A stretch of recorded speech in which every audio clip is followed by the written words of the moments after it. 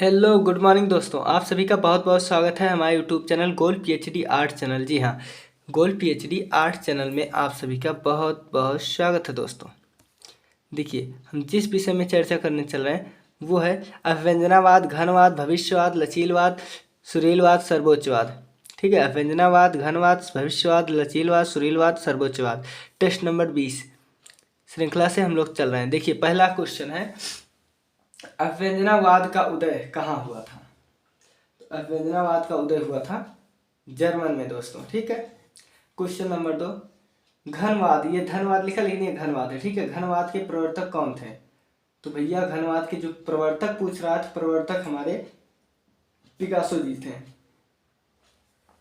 उसके बाद आपका है घनवाद का समय क्या था? तो घनवाद का समय 1907 से लेकर 25 कहाँ है? ये है 1907 से 25। अब हम इसके आगे देख लेते हैं दोस्तों। देखिए,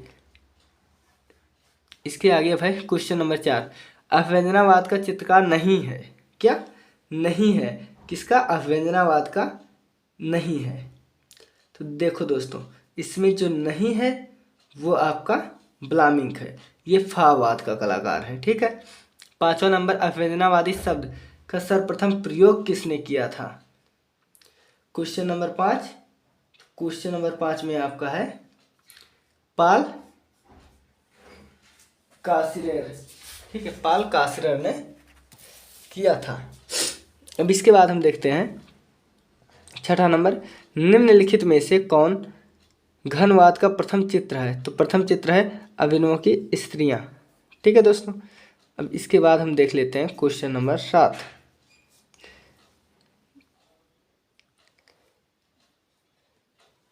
हम देख लेते हैं क्वेश्चन नंबर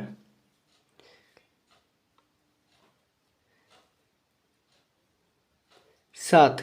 देखिए, क्वेश्चन नंबर 7 आपका क्या कह रहा है कि अव्यंजनावाद का जनक किसे माना जाता है? तो देखिए, ये यहाँ पर जो लिखा था ये गलत था। ये तो पहला है कांडेंस्की, दूसरा है यालेंस्की, तीसरा है मुंक, 14 है उपरोक्त सभी। तो इसमें मुंक जो होंगे वो सही होंगे। क्वेश्चन नंबर 8, किस कलाकार के चित्रों में रात में विचलित मानसिक अवस्था एवं निराशा के भाव दिखते थे? तो इसमें जो सही है दोस्तों वो है एडवर्ड मुंक के। 9 नंबर, ब्राक व पिकासो ने जिस शैली को जन्म दिया उसे किस नाम से जानते हैं? तो वो घनवाद। ठीक है दोस्तों, घनवाद। अब हम देखते हैं क्वेश्चन नंबर 10। देखिए, क्वेश्चन नंबर 10 ये है। क्वेश्चन नंबर 10, घनवाद का प्रथम चित्र किसका है? तो भैया पिकासो जी का है हमारे प्रथम चित्र, क्योंकि ब्राक भी है घनवाद में, लेकिन इनका तो 1908 में है, लेकिन इनका 1907 में है। प्रथम पहले 7 आता है, इसलिए इनका है। अब देखिए, घनवाद का घोषणा पत्र किसने लिखा? बहुत सही, घनवाद का घोषणा पत्र किसने लिखा? तो ये लिखे थे एपोलिनियर ने। ठीक है। इसके बाद 12 नंबर क्वेश्चन, अव्यक्त की मुख्य विशेषता क्या थी? अव्यक्त की मुख्य विशेषता क्या थी? तो वो था दोस्तों कला जो वास्तविकता के बजाय भावना व्यक्त करती थी। ठीक है, ये है 12 नंबर का। अब हम देखते हैं 13 नंबर। ठीक है, 13 से 15 पहले देख लेते हैं। देखिए, 13 नंबर है आपका दोस्तों, नवलचीलवाद या डी स्टाइल के प्रणेता कौन है? तो इसमें जो है दोस्तों वो आपके हैं 13 नंबर में आपके ए है मेंद्रियान। ठीक है। अब इसके बाद देखिए, समय अनुच्छेद का सिद्धांत किस वाद से संबंधित? तो समय अनुच्छेद जो है ये आपका भविष्यवाद से। तो भविष्यवाद कहाँ है? ये है डी। ठीक है, 14 का डी सही है। देखिए 15 नंबर, 15 16 में इकट्ठे देखते हैं। ठीक है, देखिए 15 में, डी स्टाइल कला आंदोलन कहाँ प्रारंभ हुआ? देखिए, ऊपर तो हम लोग पढ़े थे ना कि इसके जो लेखक हैं, लेकिन अब कहाँ, इस ये स्थान पूछ रहा है। तो जो 15 नंबर है दोस्तों, इसको आप जानते ही हो कि ये नीदरलैंड में हुआ था। क्वेश्चन नंबर 16, सुरीलवाद का समय क्या? सुरीलवाद, सुरीलवाद का समय। तो जो सुरीलवाद का समय दोस्तों वो 10 से 13 है। ठीक है, 1910 से 13। अब हम देख लेते हैं इसी क्रम में। देखिए,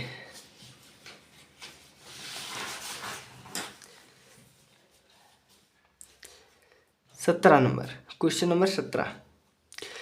सुरीलवाद का नामकरण किसने, बहुत सही। देखिए अब नामकरण पूछ रहा है 17 नंबर, तो नामकरण कौन किए थे, सुरीलवाद के। तो सुरीलवाद के जो नामकरण किए थे दोस्तों वो आपके हैं एपोलिनेर ने, ठीक है, एपोलिनेर ने किए थे। एक मिनट, ये दिलाने, सॉरी ये दिलाने जी हैं, तीसरा नंबर, ठीक है। अब देखिए सुरीलवाद का उदय कहाँ हुआ था, सुरीलवाद का उदय कहाँ हुआ था, तो उदय इसका फ्रांस में हुआ था। सर्वोच्चवाद के प्रणेता कौन थे, जी हाँ सर्वोच्चवाद, तो इसके जो प्रणेता पूछा जा रहा है दोस्तों, इसके जो प्रणेता थे वो हैं काजमीर मालेविच। क्वेश्चन नंबर 20, देखिए 20, काले पर काला किसका है, बिल्कुल, तो देखिए मालेविच का नहीं, लेकिन आप जो इन्हें ध्यान दे रहे हो क्योंकि इनका सफ़ेद पे सफ़ेद है, काले पर काला है रोचिको जो कि रोचेको जी को। अब देखिए 21 नंबर, 21 नंबर है, सुमेलित कीजिए। तो इसमें जो सही ऑप्शन है दोस्तों 21 नंबर, इसमें डी सही है, डी डी डी। और डी में कैसे है, तो पहले में देखिए डी में सी है, देखिए घनवाद का जो है ये मिला हुआ है, आप इसी से अगर एक आपका मिल गया भविष्यवाद का ये, तो यानी कि डी में आपका बी ये ऐसे जाएगा, ठीक है रहेगा। ये सी है ना, तो सी में डी है तीसरे में, तो तीसरे में ये, तो ऐसे अगर एक मिल गया तो आपका समझ लो सब मिल गया। देखिए अब सफ़ेद पर सफ़ेद, मैंने बताया था ना सफ़ेद पर सफ़ेद, ये मालेविच बनाए हैं, और काले पर काला जो था वो आपके रोचेको जी बनाए थे, ये देखो रोचेको जी, ठीक है। अब देखिए, देखिए दोस्तों 23 नंबर है, पिकासो ने आधुनिक कला की प्रेरणा किससे ली, पिकासो, तो ये भैया अफ्रीकी मुखौटों से लिए रहे, ठीक बा। नीली एवं ब्लू अवधि किसके समय का कहा जाता है, तो देखिए ये है ब्लू मतलब नीला, ब्लू पीरियड और पिंक पीरियड, तो ये आपके हैं पिकासो जी, पैब्लो पिकासो। देखिए घनवाद का प्रथम चित्र फिर पहुंच लिया, घनवाद का प्रथम चित्र, तो ये है अविनियों की स्त्रियां, तीसरी बार क्वेश्चन रिपीट हुआ है, सर्दी पकड़ा है थोड़ा दोस्तों, माफ़ कीजिएगा। कोलाज पद्धति का आविष्कार, जी हाँ आविष्कार हमारे ब्राक जी किए थे, लेकिन जो पहले चित्र के बाजारी मार गए थे पिकासो 1912 में। देखिए प्रख्यात चित्र गवेर्निका किस माध्यम में है, तो भैया ये कैनवास पर है, ठीक है, कैनवास तेल रंग से। द स्क्रीम या चीख चित्र किसने किया था, ये आप जानते ही हो कि इसे मुंक जी ने किया था, एडवर्ड मुंक, बहुत सही। निग्रो काल पूछ लिया, देखिए दोस्तों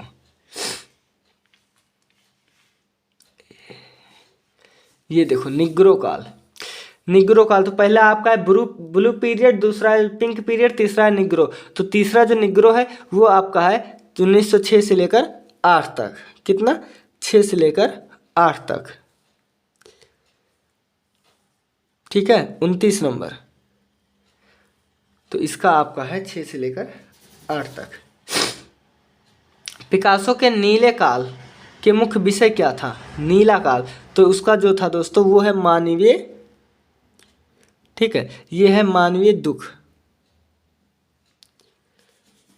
पहला जो था नीला, और जो पिंक पीरियड था उसका निराशा और समर्पण था। 31 नंबर, पिकासो का जन्म, तो भैया 1881 में इनका जन्म हुआ था, ठीक है, और 1973 में इनकी मृत्यु हुई थी, ठीक है, हम लोगों ने ये देख लिए। अब हम देखते हैं, देखिए question number 32, Les Demoiselles d'Avignon, ये वही चित्र है जिसे हम लोग पढ़ते आ रहे हैं, अविनियो की स्त्रियां, तो इसको किसका चित्र है, तो ये पिकासो जी का हमारे चित्र है, आँख मूंद के आप करते जाइए, ठीक है दोस्तों। अब हम देख लेते हैं 33 नंबर, ये भी है मिलान कीजिए, तो ये मिलान है, इसमें सही जो है ये डी है। देखिए गवेर्निका पहले में गया है, ठीक है, तो पहले में ए है, बिल्कुल सही, दूसरे में बी है, ये तो एकदम खड़ा खड़ा लग गया है, ठीक है दोस्तों, इसलिए ये डी सही है। पिकासो का जन्म कहाँ हुआ था, स्पेन में हुआ था दोस्तों, स्पेनिश कलाकार ये थे। अब देखिए 35 नंबर, वह कौन सा आधुनिक कलाकार था जिसके सर्वप्रथम अपनी मूर्ति द लास्ट हॉर्स गर्भवादी सिद्धांत में प्रयोग किया था? तो ये आपके जो थे दोस्तों, जानते हो, ये आपके थे लेजे, ठीक है, क्योंकि जो झूठा थे वो इस बात से नहीं थे। अब देखिए 36 नंबर क्वेश्चन, घनवाद कितने प्रकार का होता है? 2 प्रकार का होता है, एक होता है संश्लेषण, दूसरा होता है विश्लेषण। इसके बाद देखिए दोस्तों 37 नंबर, ब्लो राइडर मंडल नामक नव आंदोलन कब पहल हुआ? पहल किस कलाकार ने की? कांडेंस्की ने ही किया था।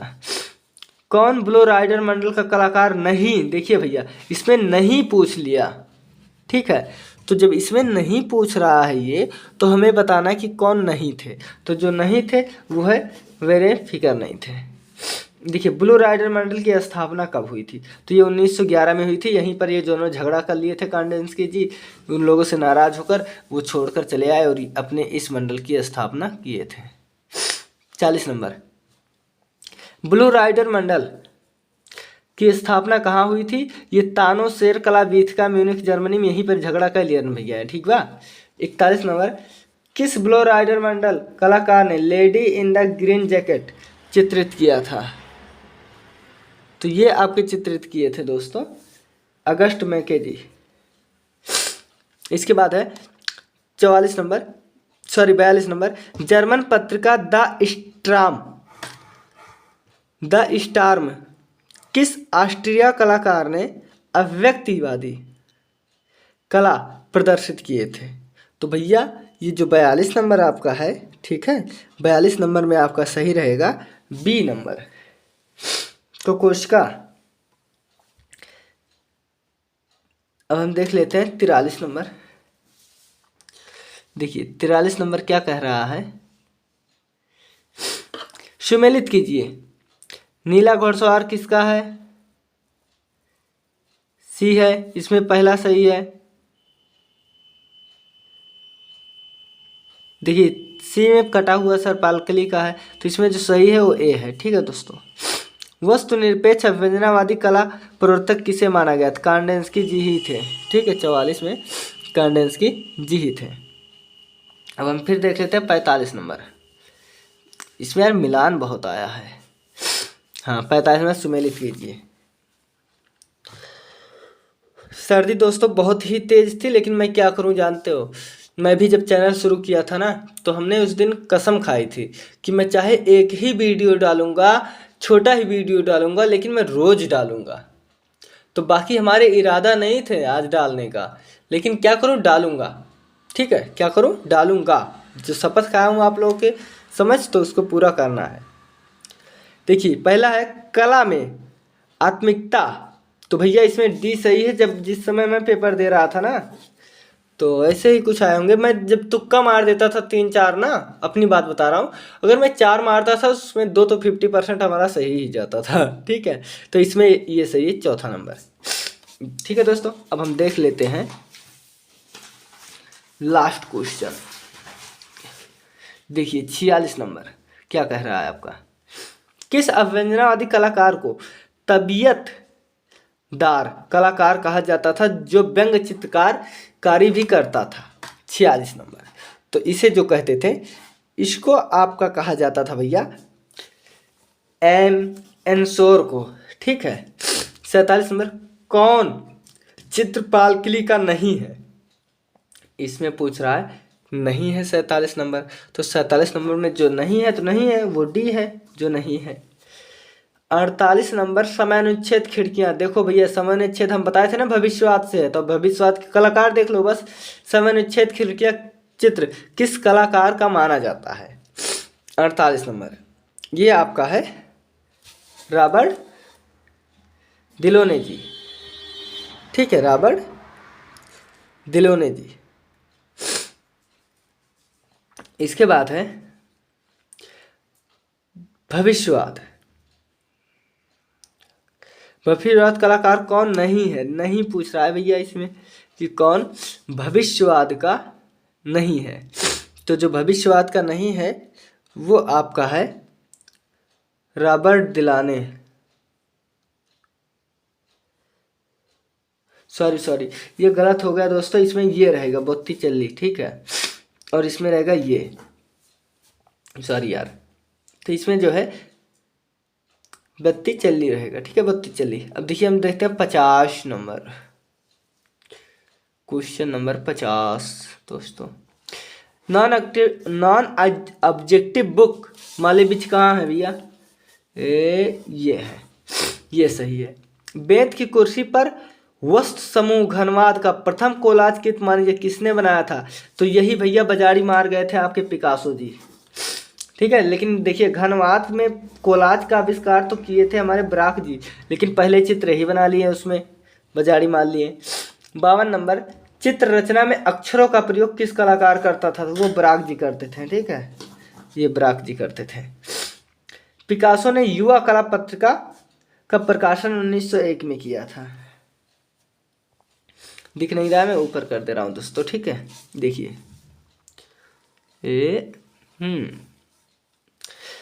पिकासो ने युवा कला नामक पत्रिका का प्रकाशन कब किया? 1901 में। सबसे ज़्यादा वस्तुओं का चित्रण किसने किया? वस्तु का, देखिए तो ये ब्राक जी हैं। कौन सा चित्र ब्राक का नहीं है? तो ये आराम कुर्सी पर बैठी महिला जो है ब्राक का नहीं है, पिकासो जी का है, ठीक है दोस्तों। अब इसके बाद देख लेते हैं हम, देखिए 56 नंबर, पिकासो ने कुल कितनी मूर्तियां बनाई थी? ये 250 मूर्तियां बनाए थे। इनकी जो थी हेड ऑफ वुमेन, ये पीतल में बना था, इनका बहुत प्रसिद्ध है, ठीक है।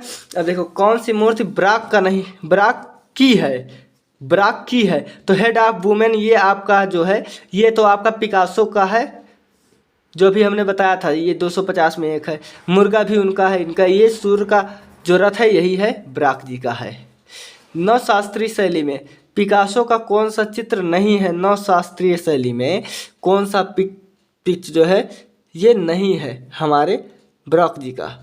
तो जी ये नहीं है जब, तो ये आपकी पनघट पर 3 स्त्रियां नहीं है, ठीक है। अब देखो पिकासो, देखिए अब हम लोग देख लेते हैं 59-60, पिकासो का चित्र गवेर्निका किस शैली का है? बहुत सही, तो ये तीनों शैली का है, घनवाद, अति यथार्थवाद, व्यंजन, यानी कि तीनों सही है उपरोक्त में के सभी। 30वां, नलीदार चित्रकार के नाम से किस घनवादी चित्रकार को जाना जाता है? कौन अपने चित्रों में नली का प्रयोग करता था? तो वो करते थे आपके दोस्तों ये फर्नांड लेज जी करते थे, ठीक है। आपका 60 क्वेश्चन पूर्ण हुआ। बहुत बहुत धन्यवाद दोस्तों। आप लोग वीडियो को लाइक कर दीजिएगा, चैनल को सब्सक्राइब कर लीजिएगा अगर मन करेगा तो, ठीक है। बाय।